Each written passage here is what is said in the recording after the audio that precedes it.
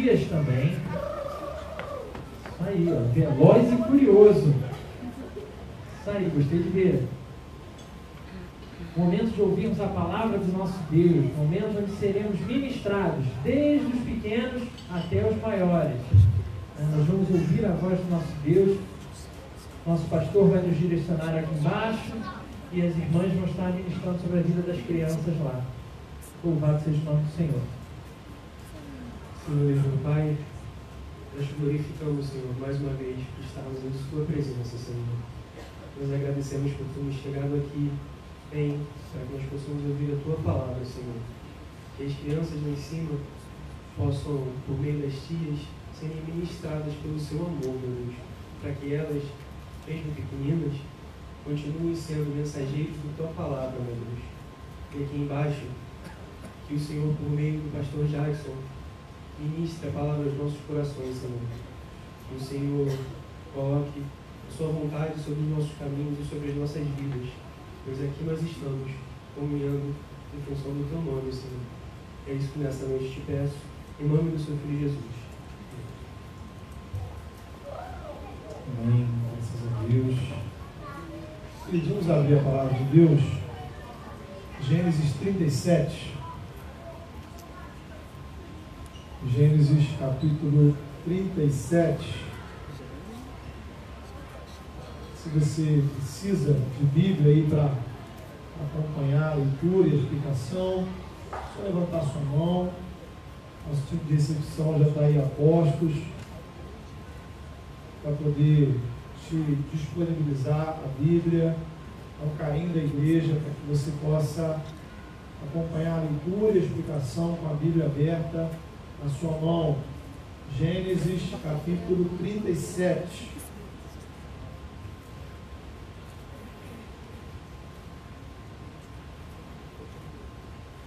Muito bem. Antes da gente ler, com sua Bíblia aberta aí, a gente vai lê-la várias vezes hoje. Queria lembrar que na semana passada nós iniciamos uma nova série de mensagens tratando sobre as histórias de fé da Bíblia, onde nós entendemos que a fé ela é a condição para eu ter um relacionamento com Deus. Então, na Bíblia, fé sempre é confiar em alguém. Esse alguém é o Deus Todo-Poderoso, o Criador de todas as coisas. A fé bíblica é exatamente o contrário de confiar em si mesmo. É eu reconhecer que eu mesmo não dou conta, eu mesmo não tenho condições, eu mesmo sou incapaz e insuficiente, eu preciso de um outro. E esse outro é o Filho de Deus, é Jesus Cristo, que morreu na cruz, ressuscitou. E a partir desse momento, ou seja, a partir do momento que a graça de Deus chega ao nosso coração, se você crê em Jesus Cristo, a maneira como você olha a vida, isso passa a ser diferente. Isto é, o mundo ao seu redor continua igual. Então, lá fora, as coisas continuam do mesmo jeito, as coisas boas, ruins, as alegrias e tristezas, mas a perspectiva que você tem do mundo muda. O relacionamento com Deus, através da fé, nos proporciona então uma nova visão da vida. O mundo continua igual, a realidade é a mesma, mas agora você usa um óculos diferente. Poderíamos dizer que Deus nos dá acesso a uma outra tecnologia, uma tecnologia exclusiva, que te faz ver determinadas coisas e avaliar outras de uma maneira totalmente nova, distinta, diferente. Qual o problema? O problema é que às vezes a gente acredita em Jesus, e supostamente foi impactado pela graça de Deus, mas continua usando uma tecnologia antiga, defasada, é um óculos ultrapassado. Ou seja, você olha para a realidade ao seu redor com os mesmos óculos daquele que não tem a fé em Cristo. Uma parte dentro de você é crente, mas sua maneira de enxergar a vida é incrédulo. E aí, Você usa lentes incrédulas para avaliar o seu relacionamento, sua família, as pessoas ao seu redor, gente que gosta de você, gente que não gosta de você, o que é certo, o que é errado. Ser crente, ser evangélico, ser frequente de igreja, mas na prática a sua visão da vida, suas opiniões, suas atitudes, elas não mudaram. Elas são as mesmas. Veja que ao longo das últimas décadas, né, a humanidade ela veio aperfeiçoando a tecnologia das imagens. Antigamente a gente começou a ver televisão em preto e branco. Quem aqui viu televisão em preto e branco? Olha aí. Só isso, gente? É possível. Não? É que é só eu que sou velho assim. Não. Tem gente mentindo aí, ó. Diante de Deus, hein, irmão? Deus vai castigar você. Pensando o quê? A televisão em cores surgiu na década de 70, 1970, a Copa do Mundo no México, a primeira transmissão em cores, ao vivo, para o mundo inteiro. Mas recentemente surgiu a imagem HD, alta definição, agora a gente fala aí de tecnologia dos pixels, né? Tivemos, por exemplo, também o caso da fotografia. Né? Antigamente, você ia a uma festa, uma viagem muito especial, o que você precisava levar? Uma máquina com filme. 12 poses, 24, 36, Fuji ou Kodak. Aí você tirava a foto e esperava a revelação para torcer que a foto não queimasse. Quem tem menos de 20 anos aí não sabe o que é uma foto queimar. É um drama.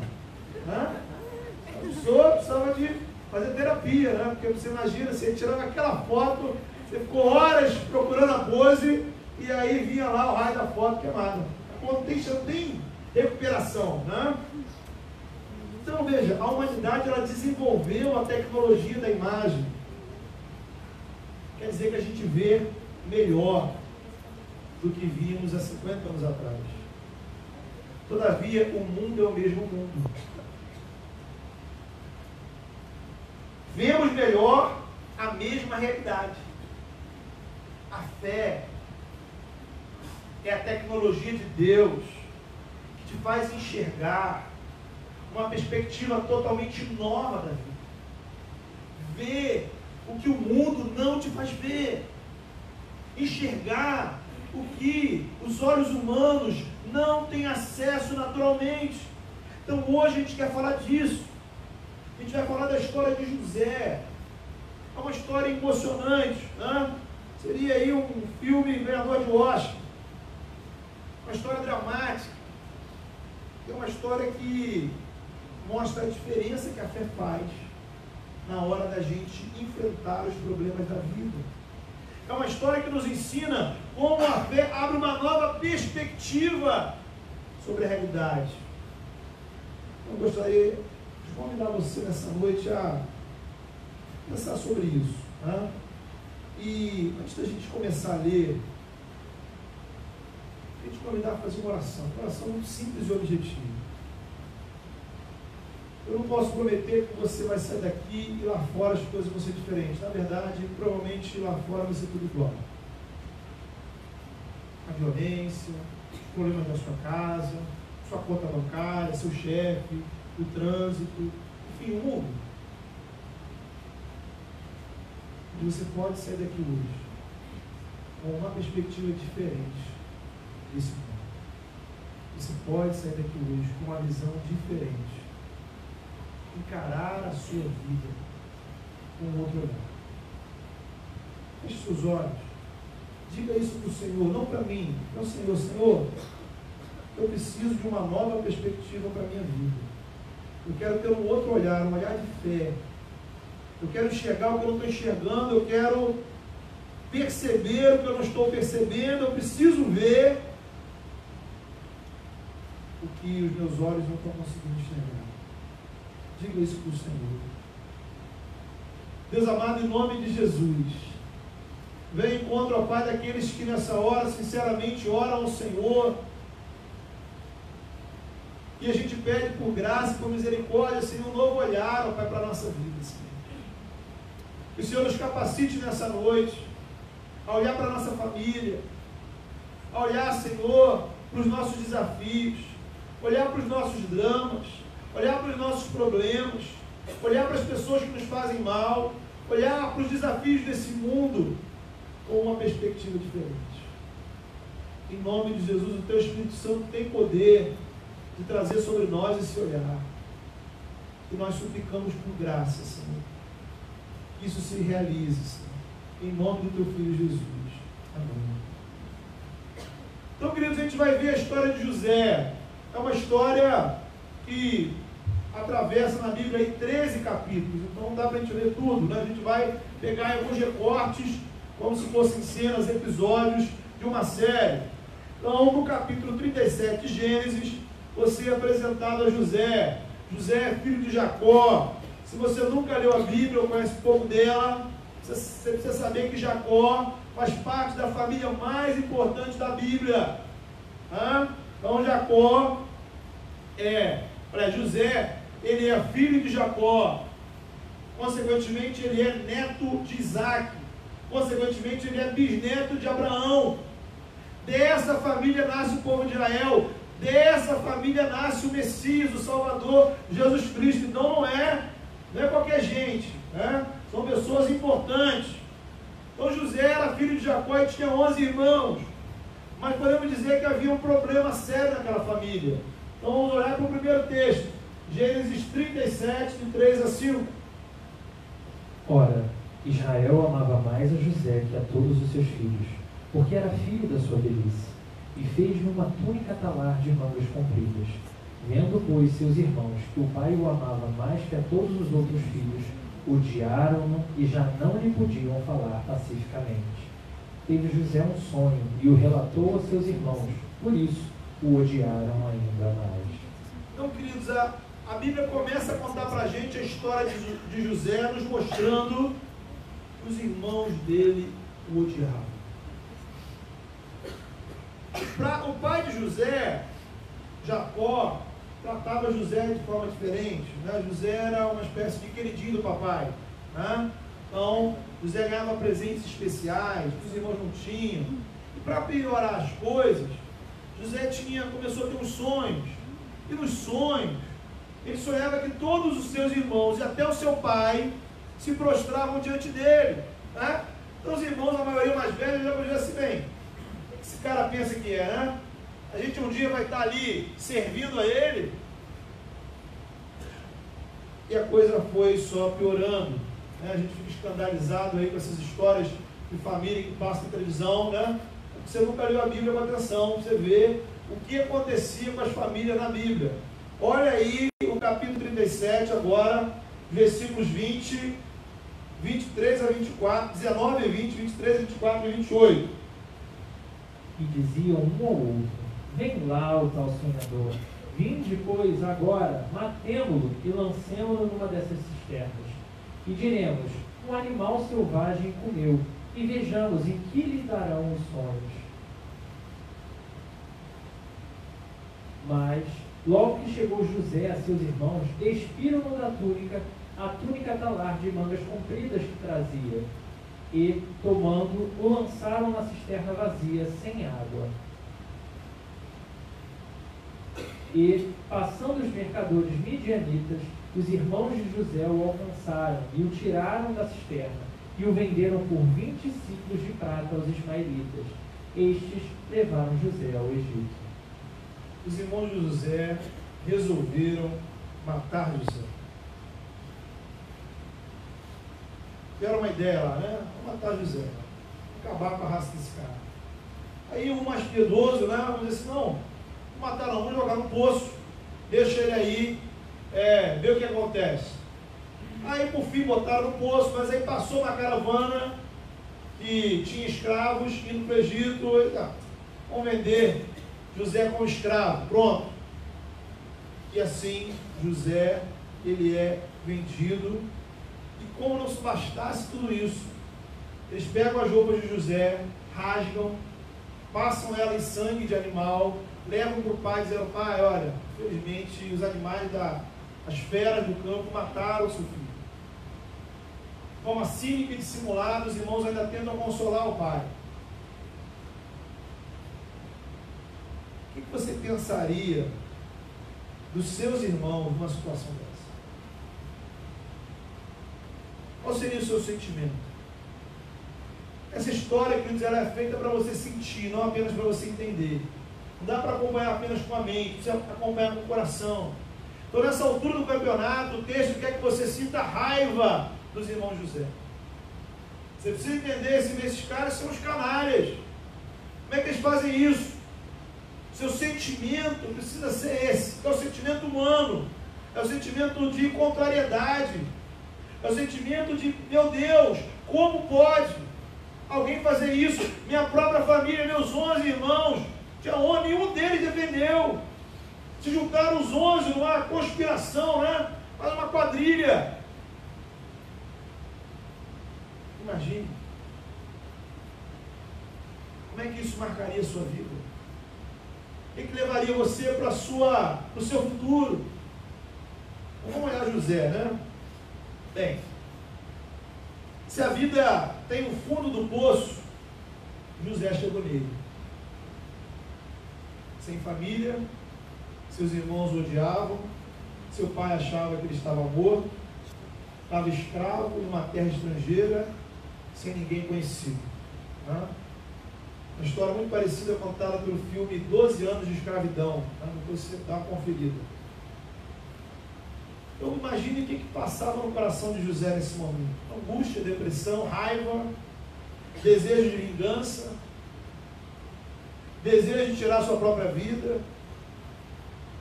É provável que muita coisa ruim passou no coração de José.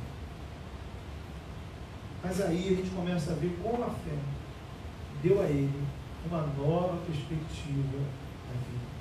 Uma outra maneira de enxergar tudo aquilo. Veja aí o capítulo 39, versículos de 1 a 5. 39, de 1 a 5. José foi levado ao Egito, e Potifar, oficial de Faraó, comandante da guarda, egípcio, comprou dos ismaelitas que o tinham levado para lá. O Senhor era com José, que veio a ser homem próspero e estava na casa do seu senhor egípcio.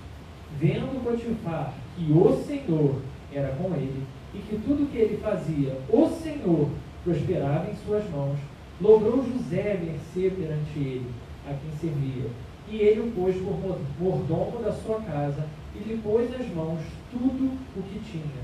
E desde que o fizera mordomo de sua casa, e sobre tudo o que tinha, o Senhor abençoou a casa do egípcio por amor de José. A bênção do Senhor estava sobre tudo o que tinha, tanto em casa como no campo. O texto repete para você memorizar. O Senhor estava com José. Queridos, fé é ter uma outra visão da vida. Fé é ter uma outra perspectiva da vida. Fé é perceber a presença do Senhor, apesar das circunstâncias. Os irmãos queriam a morte dele, o venderam como escravo, o pai achava que ele estava morto, você é escravo em uma terra estrangeira, mas ali, quando tudo e todos te abandonaram, todos viraram as costas para você, quando parece que o universo vai cair na sua cabeça, a fé te faz lembrar: eu não estou sozinho. O Senhor dos exércitos está comigo. Salmo 27, versículo 10 vai dizer: ainda que meu pai e minha mãe me abandonem, o Senhor me acolherá. Então, queridos, Salmo 23, famosíssimo, traz para a gente: ainda que eu ande pelo vale da sombra da morte, não temerei. Por quê? Porque o Senhor está comigo. Não estamos sozinhos. Se você crê em Deus, se você confia em Jesus, tenha certeza, a despeito das suas circunstâncias, Deus está com você. Não é porque você é a melhor pessoa do mundo, não é porque você se preparou, não é por causa da sua inteligência, não é por causa da sua perseverança. Deus estava com você. Veja, o texto é muito cuidadoso. A gente poderia fazer uma leitura desse texto de uma outra forma. Eu poderia dizer: ó, José era um cara inteligente, José era um cara resiliente, José era um cara perseverante, José era um cara que se deu bem, era um bom profissional, tinha uma rede de relacionamento, enfim, Tem 1 trilhão de explicações humanas para o sucesso de José. Mas o texto faz questão, repete, para você entender. José foi próspero na casa da escravidão, porque o Senhor estava com ele. A visão da fé significa que eu posso sim passar por maus momentos nessa vida, mas eu nunca estou sozinho. Ainda quando seu coração é tomado de angústia, raiva, ressentimento, creia, Deus está com você. Veja, queridos, que a presença do Senhor na vida de José se evidenciou pela prosperidade. O Senhor abençoou José. Por causa de José, a casa onde ele vivia, o seu patrão, seus colegas, todos foram abençoados. Isso nos traz uma visão de fé sobre a prosperidade. Quando a gente olha a prosperidade na perspectiva da fé, compreendemos que foi o Senhor quem nos fez prósperos. A nossa prosperidade vem do Senhor. E se ela vem do Senhor, ela é um meio também para eu abençoar outras pessoas. A perspectiva da fé me faz ver a prosperidade como uma oportunidade de ser generoso. Essa semana a gente estava em um dos nossos núcleos e alguém comentou, eu fiz questão de anotar. Por que às vezes Deus nos dá mais do que precisamos? Sabe quando sobra? Não só dinheiro, sobra. Está sobrando na sua vida. Pode estar sobrando tempo, pode estar sobrando felicidade, pode estar sobrando saúde. Está sobrando, sobrou. Não é que sobrou muito, sobrou. Sobrou para quê? Para você gastar mais? Para você usar mais com você mesmo? Ou será que sobrou? Porque Deus está te dando uma oportunidade de você compartilhar, de você exercer a sua generosidade. Podemos ser generosos, porque sabemos, entendemos, compreendemos que o que eu tenho foi Deus quem me deu. É entender que a prosperidade vem do Senhor. Isso me faz, ou faz de mim uma pessoa agradecida, generosa, que serve ao reino com o que tem. Agora, existe outra lente. Existe a lente do mundo, da sociedade incrédula. E aí, eu olho a prosperidade de uma forma egoísta. Afinal, o que eu tenho foi eu que conquistei. E vai desenvolvendo em mim o medo de perder o que eu tenho, porque tudo, a minha vida gira em torno do que eu tenho. Nos tornamos orgulhosos, mais preocupados em usufruir do que temos, do que em servir a Deus. O Senhor estava com José. Por isso ele podia ser generoso, abençoar os que estavam, aqueles que estavam ao seu redor. Imagine, né? Você está numa casa, Potifar, veja bem, Potifar não foi bonzinho com José, Potifar não foi legal com José, Potifar não foi generoso com José, Potifar não estava fazendo uma caridade. José era escravo de Potifar. Talvez eu, você, naquela situação, vamos dizer assim, poxa, eu quero que Potifar se exploda, eu quero que a família dele vá na miséria. Mas o texto registra que Deus abençoou aquela casa, porque o Senhor estava com José. Mas o inimigo sempre cria situações. Dá uma olhada aí no capítulo 39 agora, versículos 9 e 10. Ele não é maior do que eu nessa casa, e nenhuma coisa me vedou senão a ti, porque és sua esposa. Esse é o diálogo de José com a mulher de Potifar. Como, pois, cometeria eu tamanha maldade e pecaria contra Deus? Falando ela a José todos os dias, e não lhe dando ele ouvidos para se deitar com ela e estar com ela. Então, quando tudo ia bem com José, a mulher do seu chefe se esmou com ele.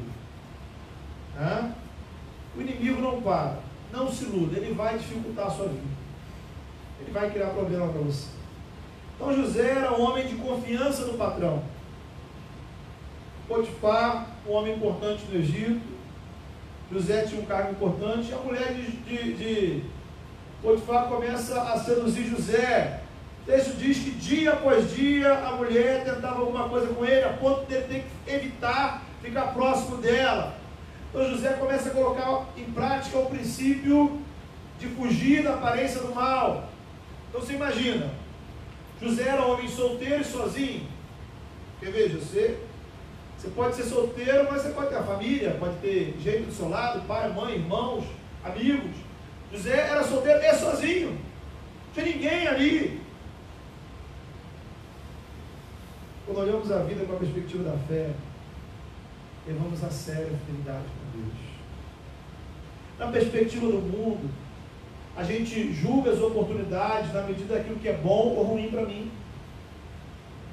O importante é ser bom para mim. Na perspectiva da fé, o importante é estar de acordo com a vontade de Deus. Consequentemente, eu vou dizer não ao pecado, mesmo os pecados que ninguém ficará sabendo. Nesse caso específico, a fé muda, altera a forma como encaramos a sexualidade. Quem criou a sexualidade foi Deus. E inclusive a criou sem pecado. Deus não apenas criou o homem e a mulher, né? Deus foi um padrinho de casamento, bancou a lua de mel e ainda deu a casa, né? Veja que bênção. E que casa, né? E ainda deu uma ordem: façam filhos. Não? Não? Agora, como o nosso Criador, Ele estabelece regras para usufruirmos desse mundo, dessa casa, dessa vida. O que significa andar em comunhão com Ele. Então, pecado não é questão da gente desobedecer um Deus chato, Deus estraga prazeres, que diz que tudo que é divertido é proibido. Quem inventou a beleza? Quem inventou a diversão? Quem inventou a alegria? Quem inventou a festa? Quem inventou a música? Quem inventou a comida? Quem inventou a inteligência? Quem inventou a natureza foi Deus. O pecado é a distorção de tudo aquilo que Deus criou, que por consequência tanto nos afasta da comunhão com o Criador, quanto nos faz mal a nós e as pessoas ao nosso redor. A fé, por sua vez, me dá a correta perspectiva para eu entender essa vida, esse mundo, usufruindo do que Ele tem de bom e me afastando daquilo que Ele tem de ruim. A perspectiva da fé me mostra que algo não é certo apenas porque é bom para mim. Não é certo porque todo mundo faz. A fé me faz avaliar o que é melhor para mim segundo a vontade de Deus. Ele é o meu Criador, Ele fez as regras, eu pertenço a Ele, Ele é o meu Salvador, o Filho dele morreu por mim, e a minha vida será eterna com Ele. Ele sempre está comigo. A perspectiva da fé, então, nos faz identificar as tentações, que são as situações onde o inimigo quer te derrubar. E José nos ensina que muitas vezes a melhor forma de lidar com isso é sair correndo, fugir. Veja, um detalhe interessante, porque José já tinha passado muita coisa, nessa altura do campeonato, muito sofrimento. Talvez no coração dele, o inimigo colocou uma mentira sórdida que muitas vezes passa pelo nosso coração. É tipo assim, poxa, né? Eu mereço. Já passei por tanta coisa, já sofri tanta coisa. Qual o problema? É ser um pecado. Na verdade, um pecado. Se divertir um pouco. José afirma muito claramente: eu não vou pecar contra Deus. Como você encara? Como você lida quando o pecado aparece para você? Naturalmente, o pecado não diz respeito apenas às questões da sexualidade. Pecado é tudo aquilo que contraria a vontade de Deus. Como você lida? Será que você diz não taxativamente? Será que você está fugindo? Veja os versículos 39, capítulo 39, versículo 20 a 23. E Potifar, o senhor de José, o tomou e o lançou no cárcere, no lugar onde os presos do rei estavam encarcerados. Ali ficou ele na prisão. O Senhor, porém, era com José, e lhe foi benigno, e lhe deu mercê perante o carcereiro, o qual confiou às mãos de José todos os presos que estavam no cárcere, e ele fazia tudo quanto se devia fazer ali. E nenhum cuidado tinha o carcereiro de todas as coisas que estavam nas mãos de José, porquanto o Senhor era com ele, e tudo que ele fazia, o Senhor prosperava. Imagina, gente. José foi honesto. E por ser honesto, ele foi parar na prisão. Ele resistiu às cantadas da mulher de Potifar, e por isso ele vai ser preso. Imagine a sensação de frustração, de raiva. Talvez lá na prisão, em algum momento, passou na cabeça de José: bem, se eu tivesse ficado com aquela mulher, nada disso tinha acontecido. Pensamento humano. Quantas vezes você já sofreu por fazer o certo? Quantas vezes você já sofreu por ser honesto? Quantas vezes você já sofreu por fazer a opção da vontade de Deus? E aí você faz o certo e, poxa vida, dá tudo errado. Vem aquele pensamento: caramba, se eu fizesse diferente, se eu tivesse outra escolha, talvez eu estaria bem. Essa, porém, não é a perspectiva da fé. A fé me lembra: Deus está comigo, Deus está conosco, apesar das circunstâncias. A presença, veja, do Senhor ao lado de José não o impediu de ir na prisão. Porém, na prisão, Deus deu prosperidade a José. Essa parece uma frase meio irônica, né? Deus fez José ser próspero na prisão.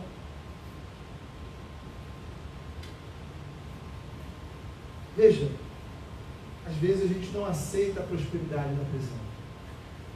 A gente só quer sair da prisão. Queremos sair do deserto. Queremos sair do vale. Queremos sair da tempestade. Muitas vezes a gente está vivendo prisões. Prisões são aquelas circunstâncias, aquelas situações que você não procurou, você foi parar nela, a vida te colocou, e você está preso, você não consegue sair dela, ela te aprisiona, você não encontra a solução para ela.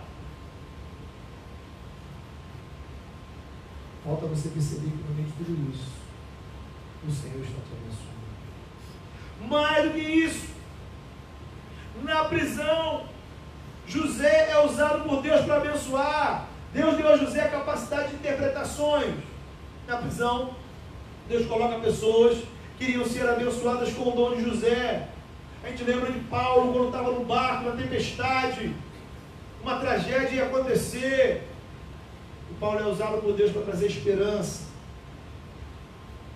Na perspectiva do reino, a visão da fé me faz compreender a prisão de uma outra maneira. Na perspectiva pessoal, do seu olhar humano, é horrível, claro que é horrível estar na prisão, ainda mais injustamente. Mas o Evangelho me ensina 3 coisas que eu queria que você saísse daqui pensando nisso. Em primeiro lugar, você está na prisão, mas Deus está com você. Em segundo lugar, você está na prisão, mas isso não é castigo. Deus está te abençoando. Deus está te sustentando. Deus está fazendo milagre na prisão. Terceiro lugar, você está na prisão e Deus vai te usar para abençoar pessoas ali.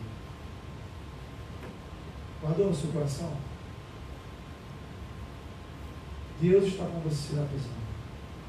Ela não é castigo, porque Deus está te abençoando e ainda Deus quer te usar para abençoar outras pessoas naquele lugar.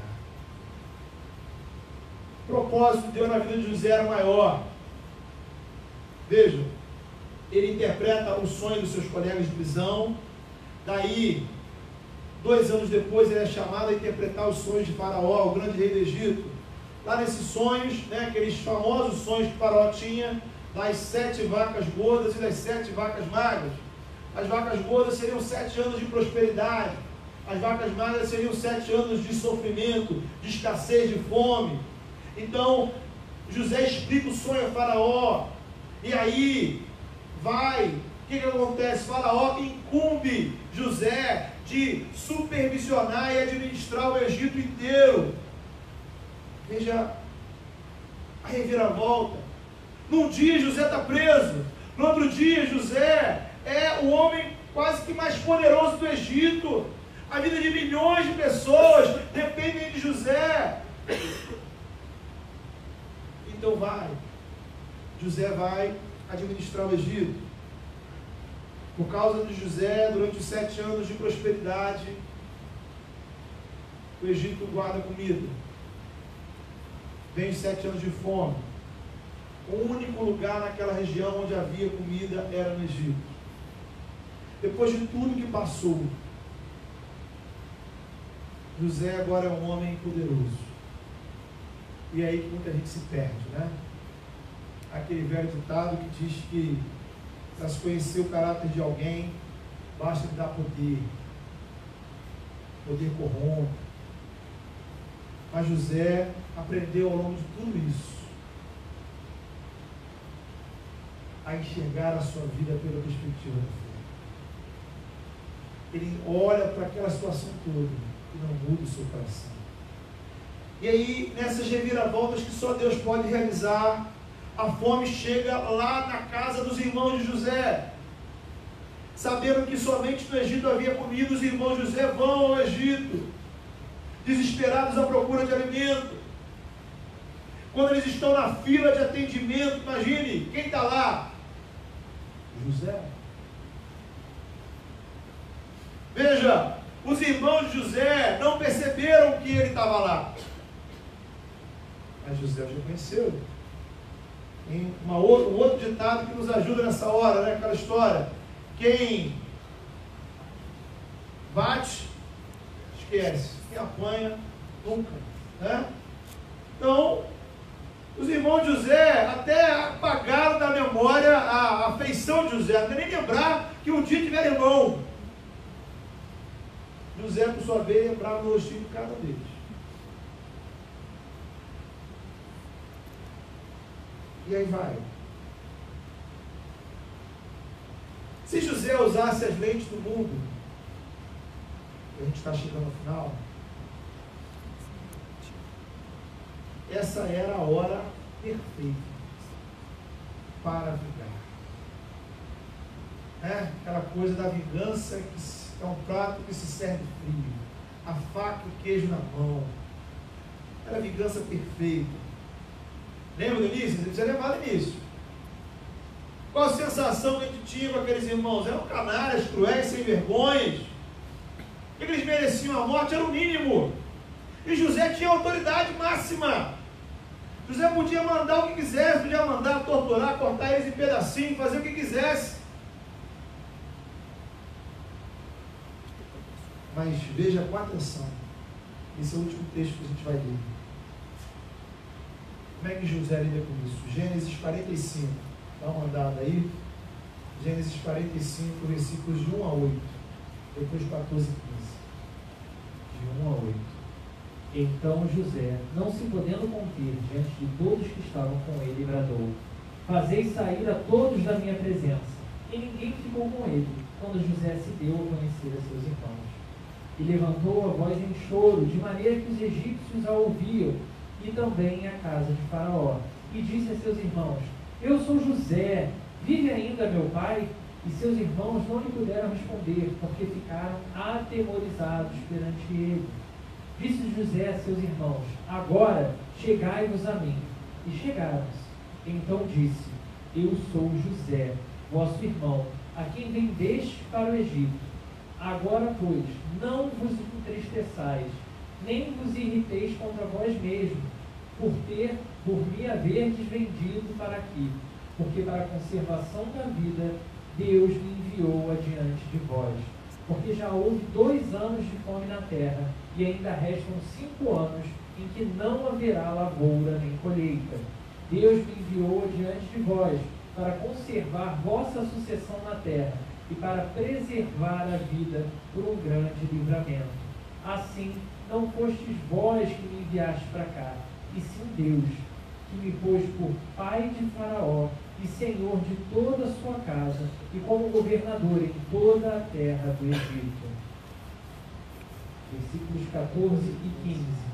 E, lançando-se ao pescoço de Benjamim, seu irmão, chorou, e abraçado com ele, chorou também Benjamim. José beijou a todos os seus irmãos, e chorou sobre eles. Depois, seus irmãos falaram com ele. Assim não fostes vós que me enviastes para cá, e sim Deus, e sim Deus. E essa é a hora da gente chorar. Essa é a hora que está olhando esse texto, eu chorei. Esse momento. Você veja o tamanho da graça de Deus. Veja o que só Deus pode fazer na vida de alguém. Veja como Deus muda a nossa perspectiva dos problemas. José se revela aos irmãos. Os irmãos se desesperam. Imagina, esse cara agora vai mandar nos matar, vai acabar com a gente. Mas José explica: olha, eu não vou fazer mal a vocês, porque eu olho para tudo isso com uma perspectiva diferente. Quem me mandou para cá foi Deus, não vocês. Queridos, há grandes lições importantíssimas que precisamos manter no nosso coração. Primeiramente, a perspectiva de fé muda a maneira como entendemos o nosso passado. É muito comum se dizer por aí: o passado não muda.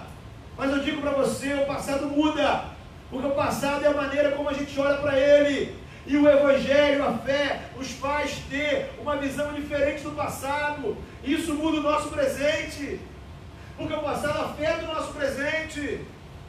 Eu preciso olhar para o meu passado e entender que depois de eu passar por tudo isso, quem estava conduzindo a minha história?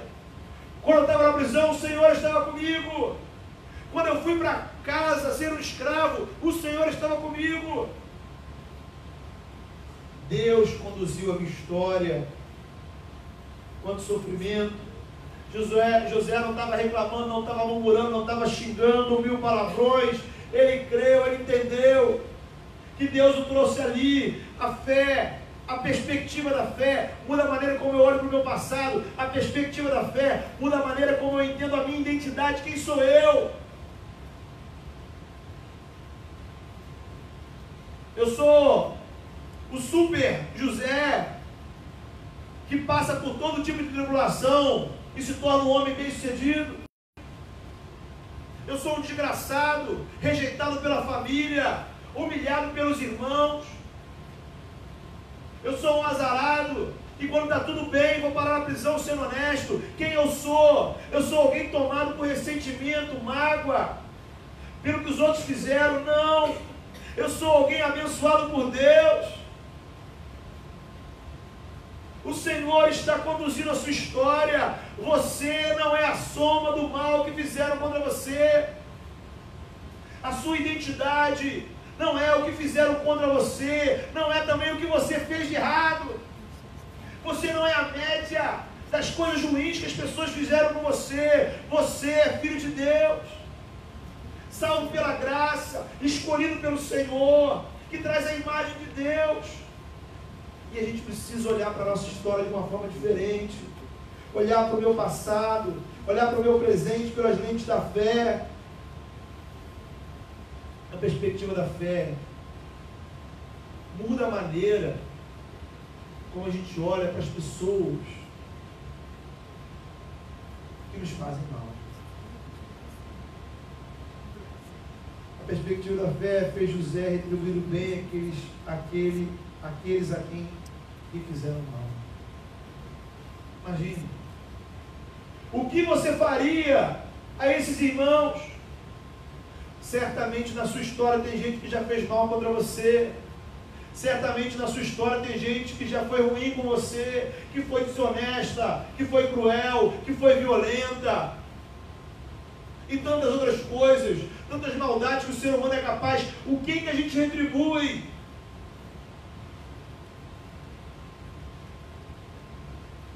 A graça de Deus nos ensina a olhar de uma forma diferente. Você vai dizer, ah, pastor, mas é difícil. Não. O que é difícil é óbvio.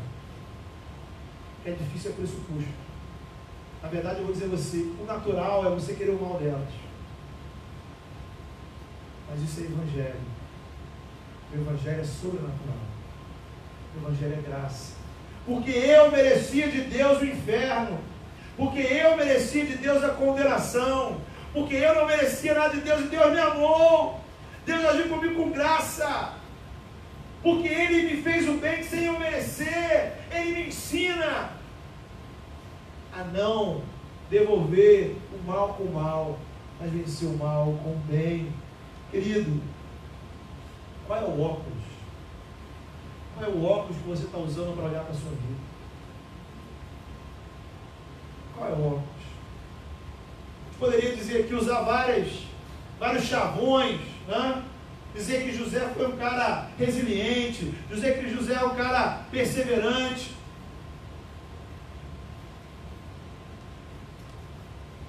José foi alguém sobre quem Deus agiu. José não é melhor do que eu e do que você. José não é um super-herói. Mas a graça de Deus estava sobre ele. Eu queria te desafiar agora.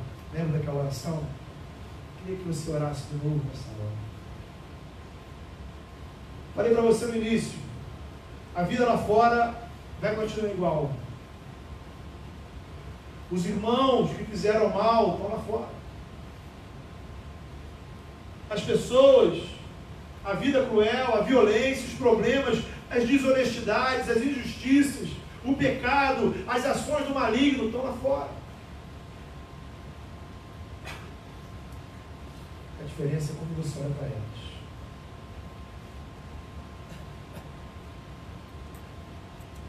Isso não é uma coisa que a gente se esforça. Entende? Não é fruto de um esforço. Não é um pensamento positivo. Não é eu sair daqui determinado assim, poxa, não, a partir de agora eu vou olhar para os problemas de uma forma distinta. Não. Você precisa entender o Evangelho.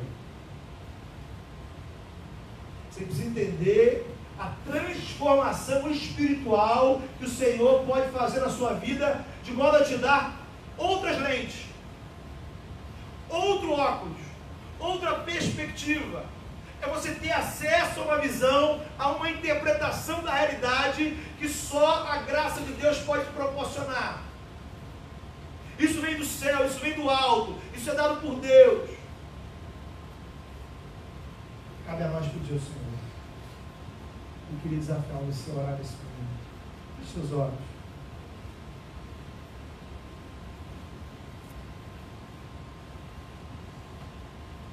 Peça ao Senhor para que nessa noite, de verdade,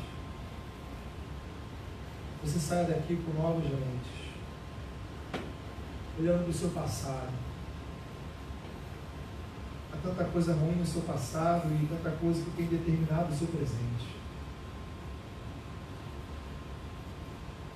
Você já passou pelos poços da vida, você já passou pelos dramas familiares, pessoas que te fizeram mal,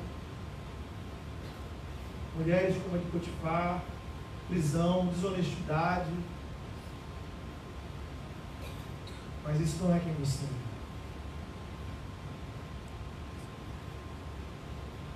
Nós trazemos a imagem e semelhança de Jesus Cristo. Você é lavado e erguido no sangue de Jesus. Você é filho de Deus, o Espírito Santo está sobre a sua vida. Então você pode sim ter um olhar diferente.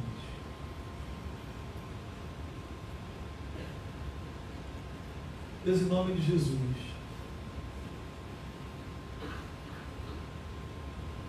abrimos o nosso coração para o Senhor nessa hora, Senhor. Olhamos para trás, ó Deus, e vemos o nosso passado.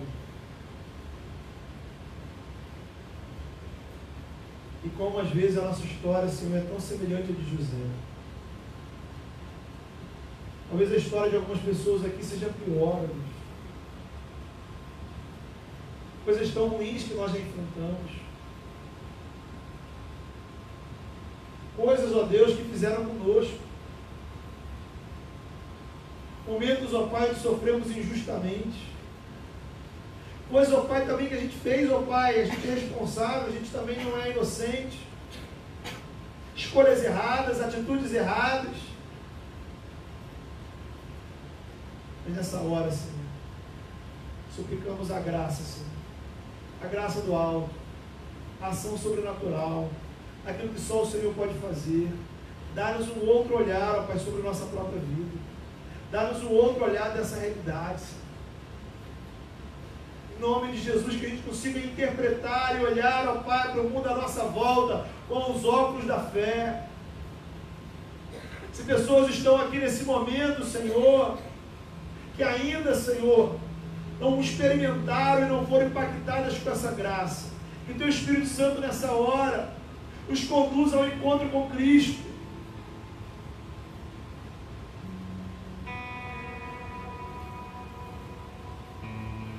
Em nome de Jesus. E que Cristo faça, Senhor, cair nas escamas dos olhos, para que a gente possa ter uma nova visão, uma visão espiritual, que a gente veja o Teu amor, a gente veja a Tua graça, a gente veja a Tua glória. Isso, ó Pai, quebrante o nosso coração, empolgue nossas vidas. Aqueles, ó Pai, que são servos do Senhor, são crentes no seu coração, mas têm trazido uma visão, Senhor, negativa da vida. Pedindo uma atitude, Senhor, pragmática, muitas vezes incrédula. Em nome de Jesus, ó Pai, traz mudança, Senhor. Traz uma nova perspectiva. Que a gente não seja tomado, Senhor, e levado pelos maus sentimentos, pelos maus pensamentos, pelas tristezas, pela dor, pelas frustrações. Mas, ó Pai, que tudo isso que a gente já passou, tudo isso que já aconteceu, não seja maior do que a experiência do Teu amor por nós. Que a Tua graça venha cobrir agora nessa hora, Senhor, todo o nosso ser. Que a Tua graça, Senhor, venha cobrir, Senhor, todas as áreas da nossa vida. Que onde há tristeza, onde há ressentimento, onde há mágoa, onde há dor, onde talvez, ó Pai, até haja o desejo, Senhor, de abrir mão da própria vida. Que a alegria da salvação, Senhor, os óculos da fé em Cristo, que a perspectiva de uma nova vida com o Senhor, de uma vida eterna, de uma vida cheia de vida desde agora, a alegria de viver com o Senhor, a alegria de usufruir das coisas boas do Senhor, a alegria de viver o Teu reino. Que a gente possa descobrir isso, que a gente possa sentir isso, Senhor. Que seja sentido isso a partir de hoje. Que saiamos daqui, Senhor. Que possamos chegar em casa e olhar para a nossa casa, olhar para os nossos relacionamentos, olhar para os nossos problemas, olhar para os desafios que temos,